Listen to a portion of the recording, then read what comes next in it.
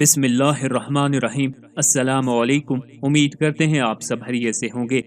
سورہ رعد قرآن مجید کی 13ویں سورت جو حضور نبی کریم صلی اللہ علیہ وآلہ وسلم کی مدنی زندگی میں نازل ہوئی۔ اس میں 6 رکوع اور 43 آیات ہیں۔ اس کا نزول مکہ مکرمہ میں ہوا یا مدینہ طیبہ میں، اس بارے میں علماء کی آراء مختلف ہے۔ خود حضرت ابن عباس سے دونوں قول مروی ہیں۔ بہرحال جمہور کے مطابق اس کا نزول مدینہ میں ہوا ہے۔ اس سورت کا نام سورہ رعد کیوں ہے؟ اس لیے کہ اس کی 13ویں آیت وَيُسَبِّحُ الرَّعْدُ بِحَمْدِهِ وَالْمَلَائِكَةُ مِنْ خِيفَتِهِ میں رات کا ذکر ہے۔ عربی زبان میں بادلوں کے ایک دوسرے سے ٹکرانے سے جو کڑکدار آواز پیدا ہوتی ہے اسے رعد کہتے ہیں، لیکن یہاں یہ مراد نہیں ہے۔ یہاں رعد سے مراد ایک فرشتہ ہے جس کا نام رعد ہے۔ اس کو اللہ رب العزت نے بارشوں کے برسانے پر مقرر فرمایا ہے۔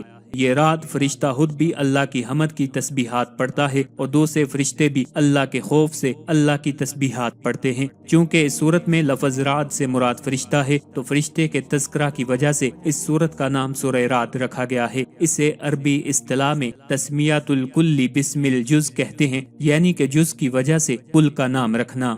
اس سورت کے رکوع نمبر 4 اور رکوع نمبر 6 کے مضامین شہادت دیتے ہیں کہ یہ سورت بھی اسی دور کی ہے جس میں سورہ یونس، سورہ ہود اور سورہ اعراف نازل ہوئی ہیں، یعنی زمانہ قیام مکہ کا آخری دور۔ انداز بیان سے صاف ظاہر ہو رہا ہے کہ نبی آخر الزماں حضرت محمد صلی اللہ علیہ وآلہ وسلم کو اسلام کی دعوت دیتے ہوئے ایک مدت دراز گزر چکی ہے۔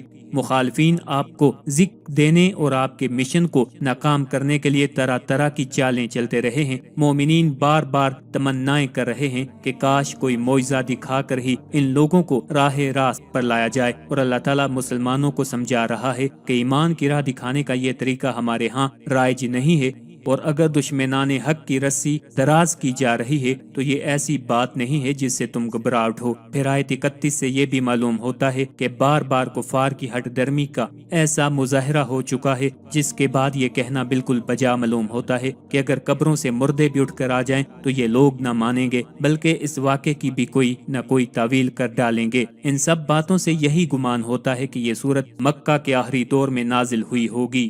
سورت کا مدعا پہلی ہی آیت میں پیش کر دیا گیا ہے، یعنی یہ کہ جو کچھ محمد صلی اللہ علیہ وآلہ وسلم پیش کر رہے ہیں وہی حق ہے، مگر یہ لوگوں کی غلطی ہے کہ وہ اسے نہیں مانتے۔ ساری تقریر اسی مرکزی مضمون کے گرد گھومتی ہے۔ اس سلسلے میں بار بار مختلف طریقوں سے توحید و رسالت کی حقانیت ثابت کی گئی ہے، ان پر ایمان لانے کے اخلاقی اور روحانی فوائد سمجھائے گئے ہیں، ان کو نہ ماننے والوں کے نقصانات بتائے گئے ہیں، اور یہ ذہن نشین کیا گیا ہے کہ کفر سراسر ایک حماقت اور جہالت ہے۔